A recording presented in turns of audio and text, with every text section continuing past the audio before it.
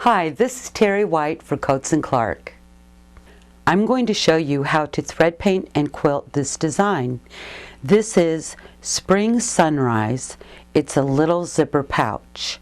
You will find the pattern and complete instructions on the Star Threads website.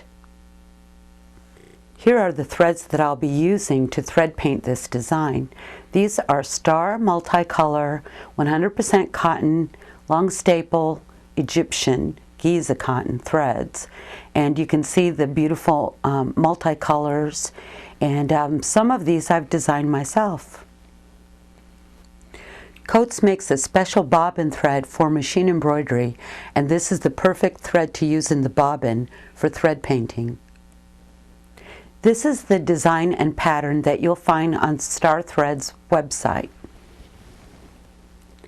The first step is to trace the design onto cotton fabric and to put it in a hoop with stabilizer. I have an open toe foot on my sewing machine, my feed teeth are down, and all of my settings are good for free motion embroidery. I'm going to start with the sunspots here and the color Golden Medley number 830 Star Cotton. And now this is a yellow thread with orange in it.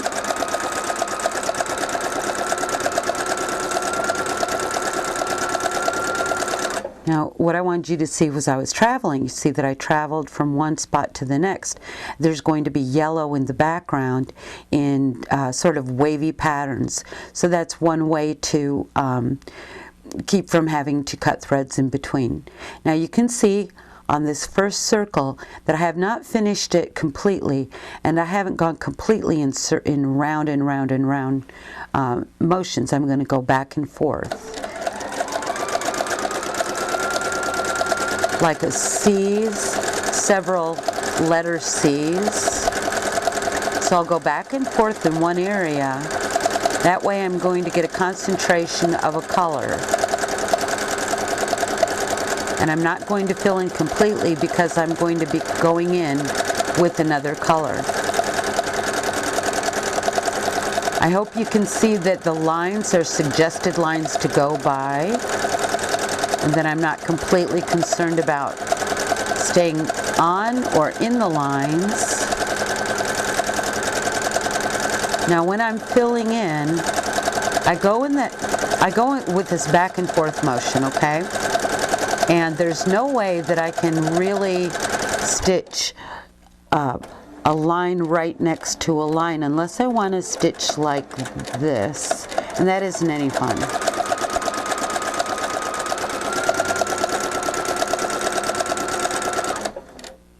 Now I've switched to my next color, which is Canyon Sunset 838. I'm going to make a French knot in the very center, and that is just spiraling in and spiraling out. Now the thing about using threads that blend well with each other is that you don't have to be, really brilliant colorist when you're using threads that do blend with each other. So some of these threads have the same colors in them, just a little bit different. Now you can see I'm doing this C shape, and then I'm going to go ahead and do a French knot in here and see how the color changes. That noise you hear is the needle stitching through heavier threads. Now I've switched to the color Citrus, which has a really pale yellow, orange, and some green in it. And for the background of the sun, I'm making these little slivers. Now I want you to, oops, went out of the lines.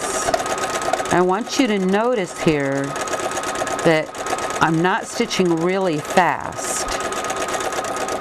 And I'm moving so that I've got big stitches, not small stitches.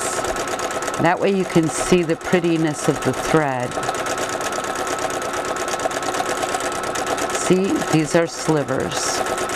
When I'm done with this sliver, so I really like the way that green is in there too.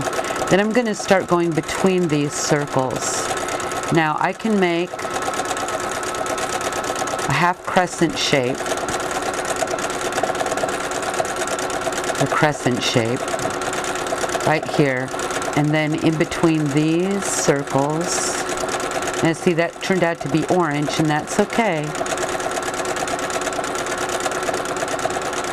You see, I'm going along the edge of these circles back and forth to fill in. Okay, I've switched to the color roses, and I'm doing these triangles. And the first thing I do is describe the triangle, and then you can just see that I'm just going back and forth. See, I describe the triangle first, and then I'm going back and forth. And by doing it this way, I'm going to have a big buildup of stitches, which is really a nice texture. Now I've switched to the color sherbet, which has several pastel colors from yellow to pink, green, lilac, and this is really pretty because this is the outline of all the rose colors, and it changes almost so that each triangle has its own color, which is a very neat background effect. So I've switched back to the citrus thread, and I'm doing the rays of the sun, and I call this contour stitching. Now I'm not completely filling in the background.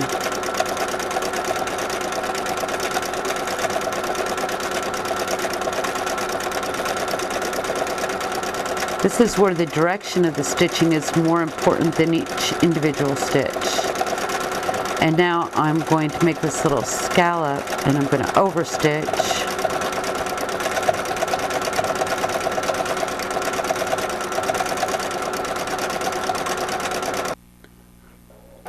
Now I've switched to the thread Violet Eve.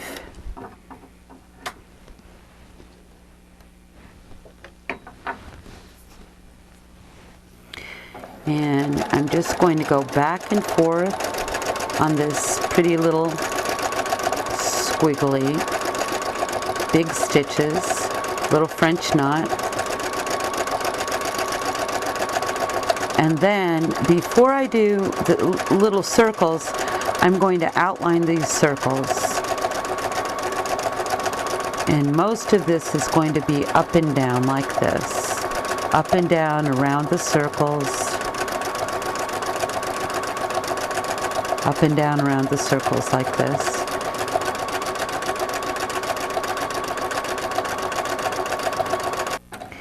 Now I'm going to be putting like little French knots inside of each of these circles, and I'm using the sherbet once again, and I'm overstitching the purple, the dark purple. The reason I did the dark purple first was because it's a lot easier to overstitch this lighter, and I think it looks really neat even if it, see, goes into the purple part, and I don't think it would look as good the other way around.